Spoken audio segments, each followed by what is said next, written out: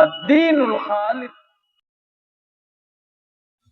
الحمد للہ رب العالمین والصلاة والسلام علی سید المرسلین وعلی آلہ واصحابہ ومن تبعهم بإحسان الی یوم الدین.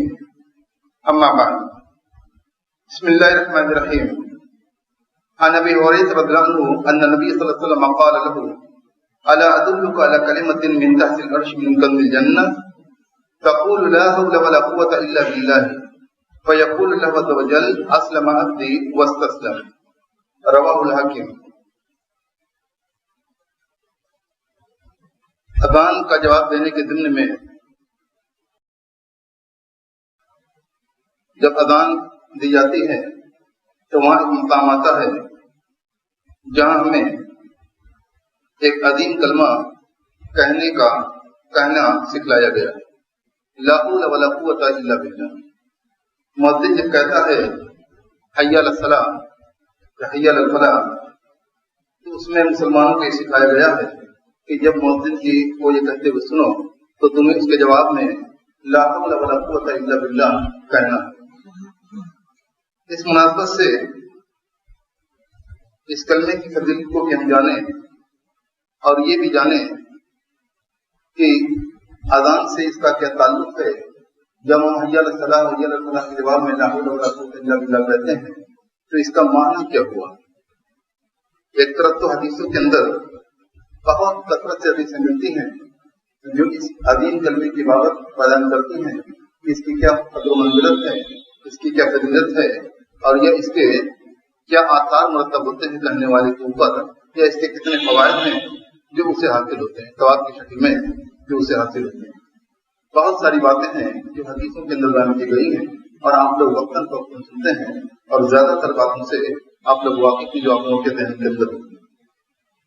تو یہ حدیث جو میں نے ابھی آپ کے سامنے پڑھی ہے اس کے راوی ابو ہریرہ رضی اللہ عنہ بیان کرتے ہیں کہ نبی کریم صلی اللہ علیہ وسلم سے کہا کہ الا ادلک علی کلمۃ من تحت العرش من کنز الجنہ، کیا میں تمہیں ایک ایسا کلمہ نہ بتلا دوں جو زیر عرش سے ملا ہے جو جنت کا خزانہ ہے.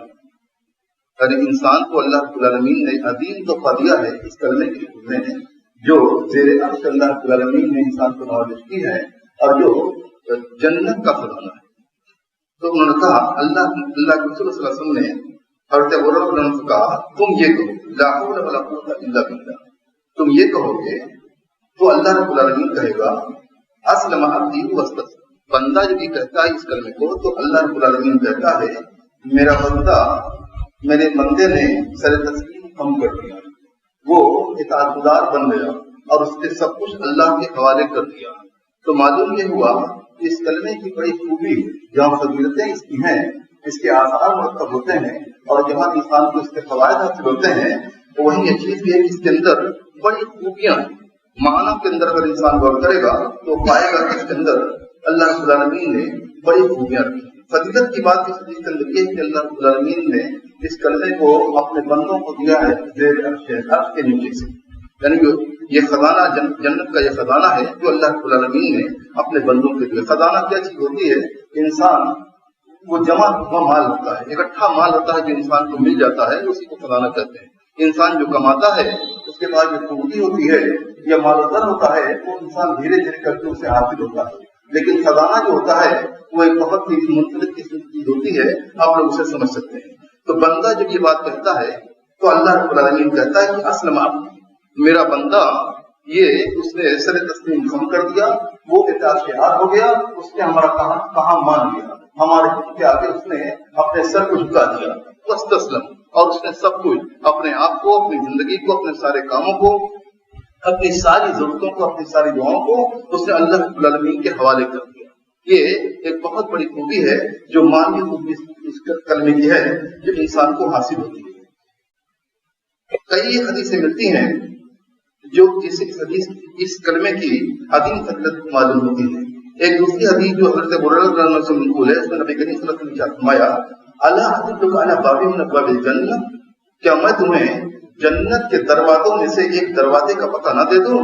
تو انہوں نے کہا، میں نے کہا کہ بلا یا اللہ رسول آپ ضرور بتلائیے. تو آپ نے فرمایا لا حول ولا قوة الا باللہ، یعنی یہ کلمہ کہو کہ لا حول ولا قوت الا باللہ، یعنی کوئی بھی طاقت اللہ کے سوا ہمیں نہیں میسر. اللہ رب العالمین ہی ہماری ہر طاقت کا منبع ہے، وہی ذریعہ ہے. ہمارے پاس اپنی کوئی طاقت نہیں، ہم کمزور ہیں. ہمیں جو طاقت ملتی ہے وہ اللہ رب العالمین کی وہاں پہنچائی ہوئی طاقت ہوتی ہے. اللہ رب العالمین نے انسان کو ضعیف بنایا ہے، وہ اپنے معاملے میں ضعیف ہے. اللہ رب العالمین قوی ہے، قوت والا اللہ رب العالمین ہے. بندے کو جب اللہ رب العالمین قوت دیتا ہے تبھی اسے قوت ملتی ہے. انسان چاہے کتنا ہی زوراور کیوں نہ بن جائے، اس کے پاس کتنے ہی وسائل کیوں نہ ہو جائے، کتنے ہی ذرائع اس کے پاس کیوں نہ ہو جائے، کتنا اثر رسول اس کا کیوں نہ ہو جائے، کتنا اس کے پاس مال و زر ہو جائے، کتنی بڑی پونجی ہو جائے، لیکن وہ کمزور ہے تو وہ کمزور ہی رہے گا. اپنا وہ کچھ بھی نہیں بنا سکتا. بیماری آ گئی ہے اگر انسان کے پاس، بیماری کو کون دفع کرے گا؟ کہ اللہ رب العالمین شفا دینے والا ہے. یہ ساری انسان کی سارا علم، ساری ٹیکنالوجی، ساری جو ہے طبی جتنی بھی صورتیں ہیں وہ سب کی سب دھری کی دھری رہ جاتی ہیں. اللہ رب العالمین اگر انسان کو مرض دیتا ہے تو اللہ رب العالمین ہی شافی ہے، وہی شفا دینے والا ہے. جب اگر وہ شفا نہ دے تو انسان کو شفا نہیں مل سکتی ہے. اس موقع ہم دیکھیں کہ انسان کتنا بے بس، کتنا لاچار اور کس قدر کمزور ہے. یعنی ساری قوتوں کے باوجود اگر انسان کے پاس کوئی مرض آتا ہے تو مرض کو انسان یہ سمجھتا ہے، دل کی گہرائی سے سمجھتا ہے اور شعور کی گہرائی سے اپنے اندر سے اس چیز کو محسوس کرتا ہے کہ اللہ رب العالمین نے اگر انسان کو ہمیں اگر بیماری ملی ہے تو اللہ رب العالمین کی ذات ہی اس بیماری کو دور کر سکتی ہے. یہ جو دنیا کے اسباب ہوتے ہیں، یہاں کی جو دوائیں ہوتی ہیں یا ڈاکٹر اور طبا ہوتے ہیں، وہ سب کے سب ایک ذریعہ ہیں، لیکن دینے والا، شفا دینے والا اللہ رب العالمین ہے. اسی طرح سے کاروبار کے اندر غور کریں. اللہ رب العالمین کی ذات ہے جو ہمیں کاروبار کے ذرائع مہیا کراتی ہے. اللہ رب العالمین ہمیں وہ موقع دیتا ہے کہ ہم اپنے کاروبار کو مضبوط کر لیں، اپنے روزی کے وسائل کو حاصل کر لیں. اللہ رب العالمین نے اپنے بندوں کو بہت حال میں رکھا ہے.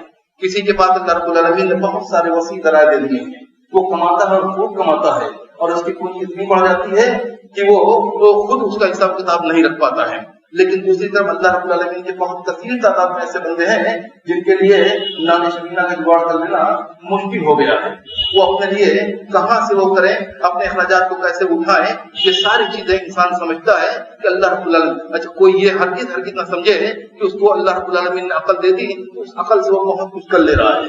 ساری کی ساری عقل دھری کی دھری رہ جاتی ہے، ساری سلوک انسان کی کنارے پڑی رہ جاتی ہے اگر اللہ رب العالمین انسان سے اس کے معاش کے ذرائع کو چھین لے. اور اس دنیا کے اندر، آج کے ماحول کے اندر یہی چیزیں ہم دیکھ رہے ہیں. بڑے بڑے جو تاجر تھے جن کے پاس بہت سارے وسائل تھے، وہ کچھ نہ کر سکنے کی پوزیشن اور حالت میں کے اندر ہے. اور کتنے وہ لوگ تھے جن کو اللہ رب العالمین نے اتنا دیا تھا کہ وہ اپنا سب کچھ کر لیتے تھے، لیکن آج وہ بے بس محسوس کر رہے ہیں. یہ حالتیں کون بدلے گا؟ اللہ رب العالمین سے ہم دعائیں کریں گے تو اللہ رب العالمین بدلتا ہے. اور اللہ رب العالمین سے دعا کرنے میں ایک چیز یہ کلمہ بہت بڑا مؤمن بن سکتا ہے. اس لیے کہ بندہ اس کے اندر کہتا ہے کہ اللہ ہماری حالت بدل نہیں سکتی ہے، تو اگر بدلے گا تبھی بدل سکتی ہے. اللہ ہوگا تو یہی ہونا ہے کہ حالت ہماری اگر بدلے گی، انسان کی حالت اگر بدلے، مرض سے شفا مل جائے، فقر فاقہ سے انسان کو تمندری مل جائے، وہ بہتر حالت میں ہو جائے، یہ انسان کے اندر اگر گھریلو پریشانیاں ہیں وہ دور ہو جائیں. اسی طرح انسان کی اولاد کے ساتھ کوئی معاملہ ہے، وہ اگر مسائل حل ہو جائے انسان کے، تو یہ سب کچھ پڑھنے والا کون ہے؟ اللہ رب العالمین ہے. حالت کون بدلے گا؟ کہ اللہ رب العالمین بدلے گا. تو بندہ لا حول ولا قوت الا باللہ کہہ کر اللہ رب العالمین کے سامنے اپنے معاملے کو رکھ دیتا ہے، اسی کا سپرد کر دیتا ہے کہ اللہ ہمارے پاس طاقت نہیں کہ ہم اس مسائل کو حل کر سکیں، اپنی فقر فاقہ کو دور کر سکیں، یا کہ اپنی ہم مرض کو دور کر سکیں. اسی طرح ایک دوسری چیز بھی ہے، کفر سے ایمان کی طرف آنا، یا یہ کہ معصیت کو چھوڑ کر اللہ رب العالمین کے کام کی طرف آنا. یہ بھی اللہ رب العالمین انسان کو ہدایت دیتا ہے اور انسان کو ہدایت پہ قائم رکھتا ہے، تبھی یہ چیز ممکن ہوتی ہے. کوئی عبادت گزار شخص یہ ہرگز نہ سمجھے کہ وہ بہت بڑا عبادت گزار بن گیا اور اس نے اللہ پر کوئی بہت بڑا احسان کر دیا ہے. یہ بہت بڑا جرم ہے اور اس کی سزا انسان کو بہت جلد دکھائی دیتی ہے جو لوگ ایسا کرتے ہیں یا ایسا سوچتے ہیں. اس لیے کہ ہدایت دینے والا کون ہے؟ اللہ رب العالمین ہے. اسی لیے بندے کو اللہ رب العالمین نے سورہ فاتحہ کے اندر سکھایا ہے کہ کیسے وہ اللہ رب العالمین سے ہدایت مانگے. سورہ فاتحہ یہ وہ عظیم سورہ ہے جسے ہم ہر نماز میں پڑھتے ہیں، بلکہ ہر نماز کی ہر رکعت کے اندر پڑھتے ہیں. اگر کوئی شخص کسی رکعت کے اندر سورہ فاتحہ نہ پڑھے تو اس کی نماز نہیں ہوگی. تو اس سورہ کے اندر اللہ رب العالمین نے بندے کو دعا کرنا بھی سکھایا ہے اور یہ بھی سکھایا ہے کہ بندے کو سب سے پہلے اللہ رب العالمین سے کیا مانگنا ہے. اہدنا الصراط المستقیم بندہ اللہ رب العالمین سے کہتا ہے اور بار بار کہتا ہے، نماز کے اندر کہتا ہے کہ اللہ تو ہمیں صراط المستقیم کی ہدایت دے. ہدایت دینے والا کون ہے؟ یہ اللہ رب العالمین ہے. اور کسی کو اللہ رب العالمین ہدایت دیتا ہے اس کے باوجود بھی وہ اس سے غافل نہیں ہو سکتا ہے، اسے پھر بھی اللہ رب العالمین سے ہدایت مانگنا ہے. حدیثوں کے اندر بھی یہی سکھایا گیا ہے، قرآن کریم کی سورہ کے اندر بھی اللہ رب العالمین نے بندوں کو یہی بتلایا ہے کہ بار بار اللہ رب العالمین سے ہدایت مانگتے رہو.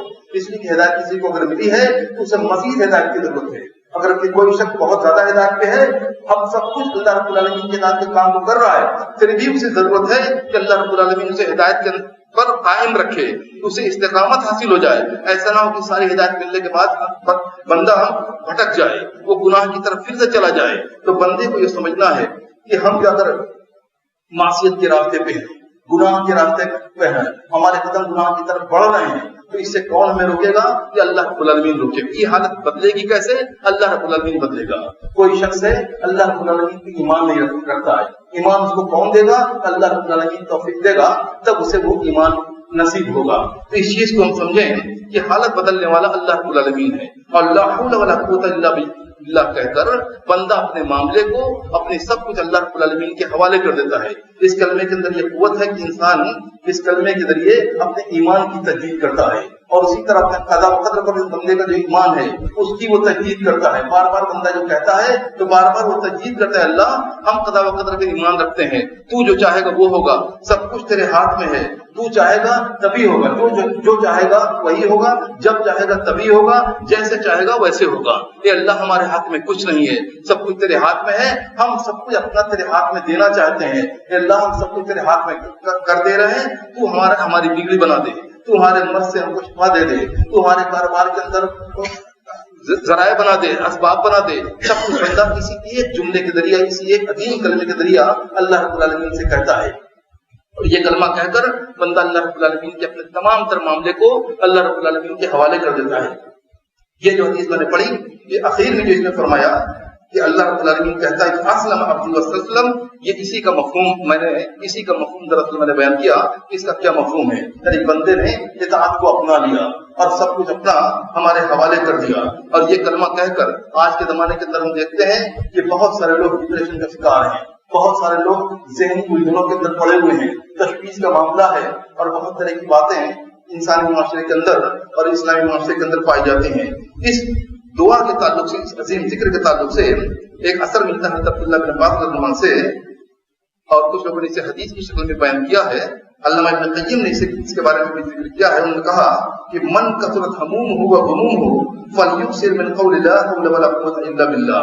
جس کے پاس فکر و رنج زیادہ ہو جائے، پریشانیاں بڑھ جائیں، ذہنی الجھنیں بڑھ جائیں، غم کے اندر مبتلا ہے، رنج و فکر میں مبتلا ہے، تو اسے چاہیے کہ کثرت سے اللہ رب العالمین کے لیے اس کلمے کو پڑھے، لا حول ولا قوة الا باللہ پڑھ کر اللہ رب العالمین سے مدد مانگے. یہ کلمہ وہ ہے جس سے بندہ اللہ رب العالمین سے مدد مانگتا ہے. سورۃ فاتحہ کے اندر بھی ہم کو یہی سکھایا گیا ہے کہ ہر معاملے میں ہم اللہ رب العالمین سے مدد مانگے. ہم کو ہدایت چاہیے تو ہم ہدایت مانگیں اس سے، اور جو کچھ ہمیں مانگنا ہے اس کے اللہ رب العالمین سے مدد حاصل کریں. اس لیے کہ اللہ رب العالمین کی مدد کے بغیر ہمارا کچھ نہیں بن سکتا. جو کچھ جس حال میں ہے وہ بہتر تبھی ہوگا جب اللہ رب العالمین چاہے گا. اللہ رب العالمین سے مدد مانگے، اس لیے کہ اس کی مدد کے بغیر ہم کچھ نہیں کر سکتے ہیں. تو اللہ رب العالمین نے ہم کو سکھایا ہے کہ مجھ سے مدد مانگے، اور مدد مانگنے کے لیے یہ کلمہ اور یہ جملہ یہ بہت ہی مفید اور بے کارگر ہے. اس چیز کو ہم اپنانے کی کوشش کریں، اور جو شخص اسے اپنائے گا یقیناً اس کے فوائد کو اپنی زندگی کے اندر، اس کے اثرات کو وہ یقیناً اس کو محسوس کرے گا اور اسے دیکھے گا. تو آپ کا دعوانا الحمدللہ.